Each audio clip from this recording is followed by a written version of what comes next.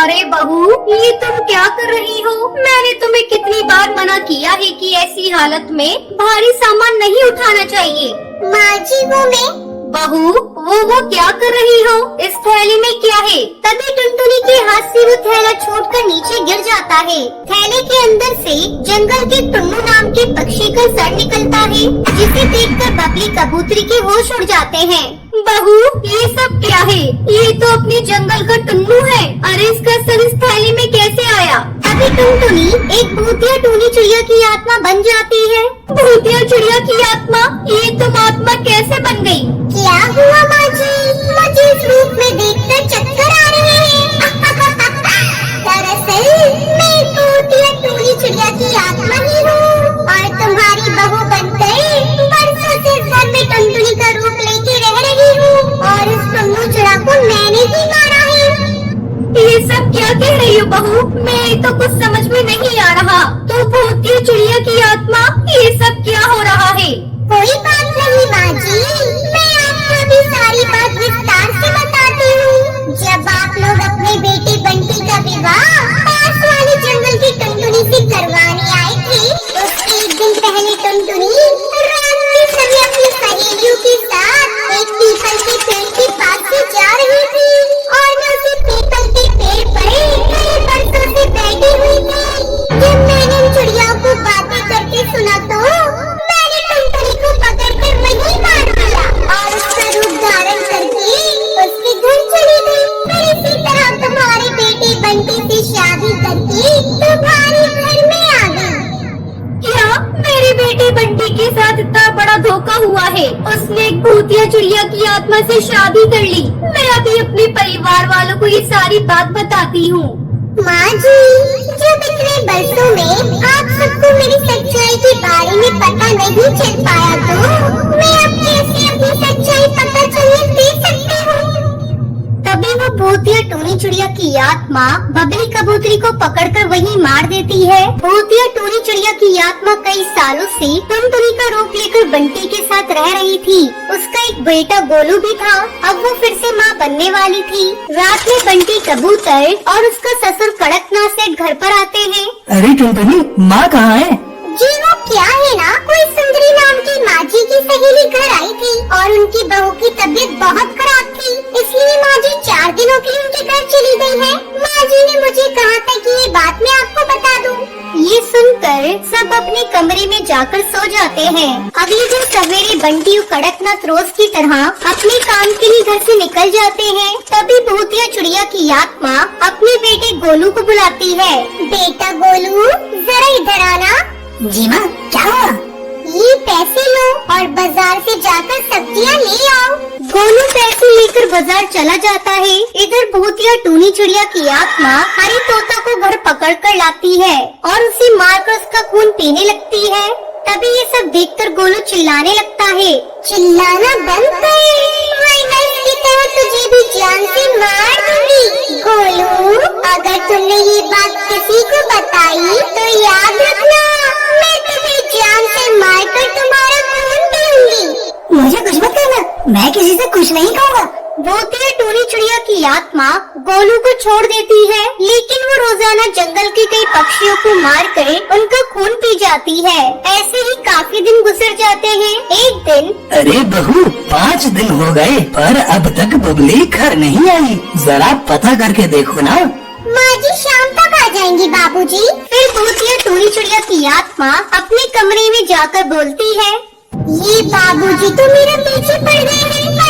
बबली रट लगा रखी है। अब मैं अपना शिकार कैसे करूं? बाहर जाकर ये बाबूजी तो यहाँ से हिलेंगे नहीं। एक काम करती हूँ, इन्हें भी उनकी पत्नी के पास पहुँचा देती हूँ।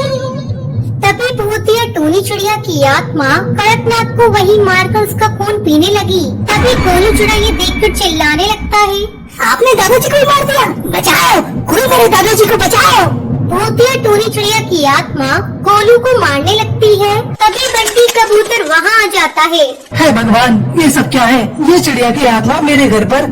कौन हो तुम? ए भूतिया चिड़िया की आत्मा, छोड़ मेरे बेटे को। तूने मेरे बाप को तो मार दिया, लेकिन मैं तुझे गोलू को मारने नहीं दूंगा। भूतिया टूनी चिड़िया की आत्मा बंटी को सब सच बता देती है। ये सुनकर बंटी कबूतर वहाँ से जंगल के तांत्रिक बाबा को बुलाने के लिए भाग जाता है। वहीं दूसरी तरफ भूतिया टोनी चिड़िया की आत्मा गोलू का खून पीने वाली होती है कि भूतिया चिड़िया की आत्मा रुक जा, वरना तेरा वो हाल करूँगा जिसे तू जिंदगी भर याद करेगी। तू मुझसे जीत नहीं पाएगा, मैं बहुत शक्तिशाली चिड़िया की आत्मा हूँ। तभी तांत्रिक बाबा चिड़िया की आत्मा को रस्सी से बांधकर उस पर गंगा जल डाल देते हैं, जिससे भूतिया टोनी चिड़िया की आत्मा जलकर राख हो जाती है और वहाँ से हमेशा हमेशा के लिए गायब हो जाती है। आज तो इस जंगल में कोई भी नहीं दिख रहा है, लगता है सभी के सभी अपने घोंसले में घुसे हुए हैं। तभी भूतिया टोनी चिड़िया की आत्मा एक कबूतर को हैंडपंप से पानी निकालता हुआ देखती है। आखिरकार मुझे मेरा शिकार मिल गया, अब मजा आएगा। ये कहकर वो बंटी कबूतर के पास जाती है।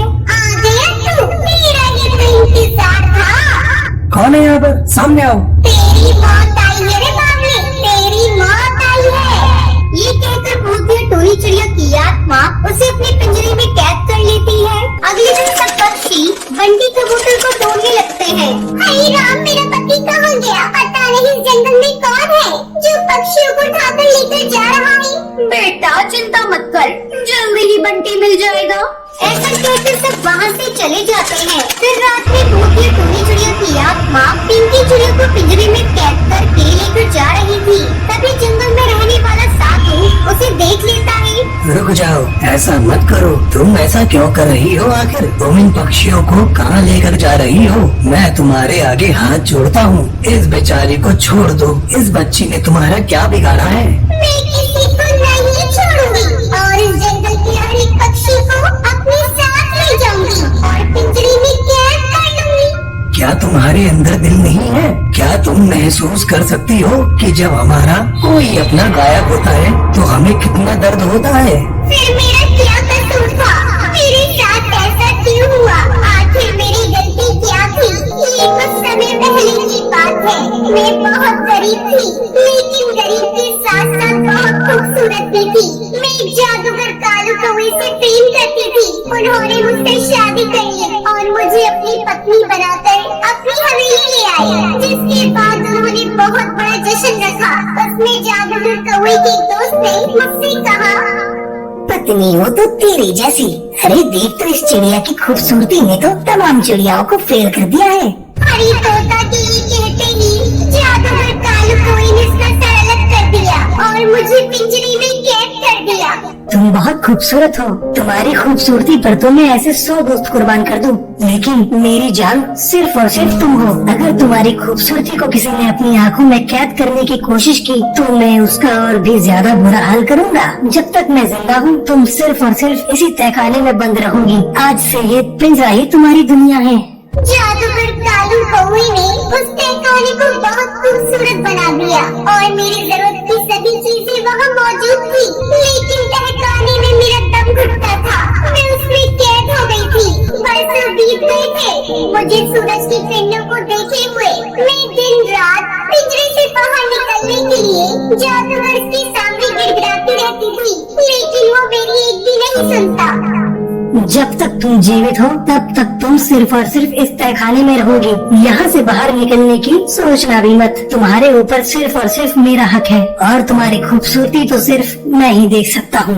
मैं उस पिंजरे में घुट-घुट कर मर गई, लेकिन मरने से पहले मैंने खुद से एक वादा किया। मैं जादूगर कालू कौवे को बिल्कुल इसी तरह पिंजरे में कैद करके मारूंगी और साथ ही साथ जंगल के सभी पक्षियों को भी पिंजरे में कैद करूंगी और सबको तड़पा तड़पा कर मार दूंगी। मैंने सबसे पहले जादूगर कालू कौवे को तड़पा तड़पा कर मार दिया। फिर उसके बाद मैं जंगल के पक्षियों को यहाँ से उठा लेती हूँ और अपने साथ उसी हवेली में ले आती हूँ और इन पक्षियों को कैद कर लेती हूँ। ऐसा करने से मुझे बहुत मजा आता है और मेरी आंखों को सुकून भी मिलता है। तुम्हारे साथ बहुत बुरा हुआ, लेकिन मेरी बच्ची तुम ये क्यों कर रही हो? किसी की जान लेकर तुम्हारी आत्मा को शांति नहीं मिलेगी। अपना बदला तो तुम जादूगर कालू कौवे से ले चुकी हो।